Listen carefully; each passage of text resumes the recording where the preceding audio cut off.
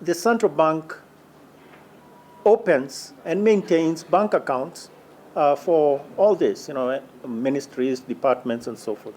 Just understand that we are the banker to the government, and all government payments are made through the central bank. Now, what is IFMIS? IFMIS is the government's financial management system. It's owned and operated by the National Treasury. So it's not ours. That's the National Treasury's, let's say, system for financial management, approvals, budgeting, procurement, and all that.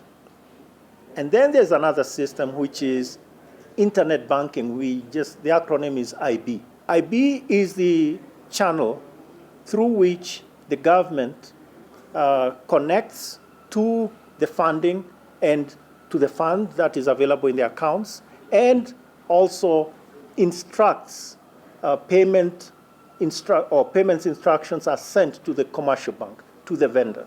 So from our perspective in the central bank, our responsibility is to maintain an environment through which the government can access through IFMIS and then IB and do these operations, which then will lead to the transfer of payments to a particular vendor.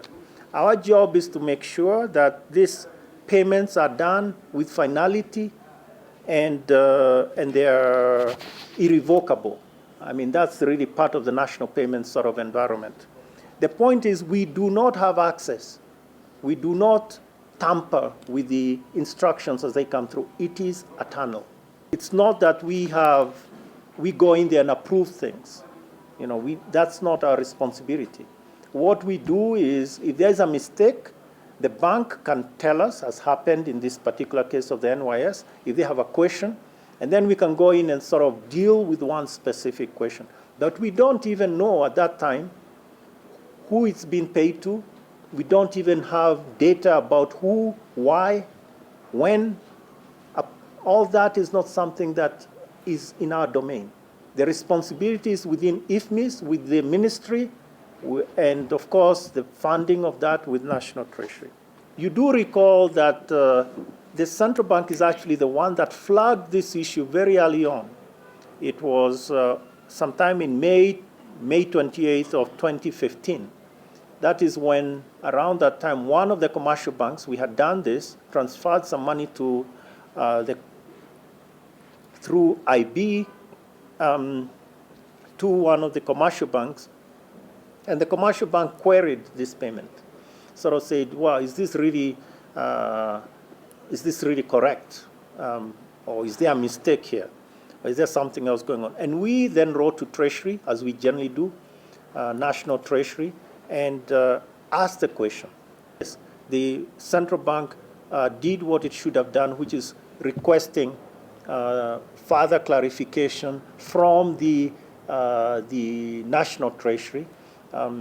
Obviously, we also copy the institution, in this case, the Ministry of Devolution. I think that's what it was called at that point. So we have two, meaning there are two people of the Ministry of Devolution, now Ministry of Public Services and Youth Affairs, that would approve payments or would approve payments in IB.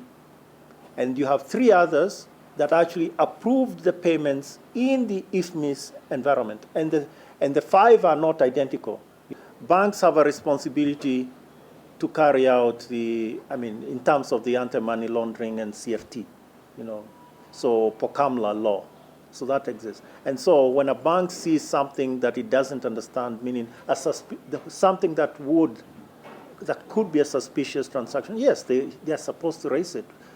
In this transaction, they're supposed to query the transaction.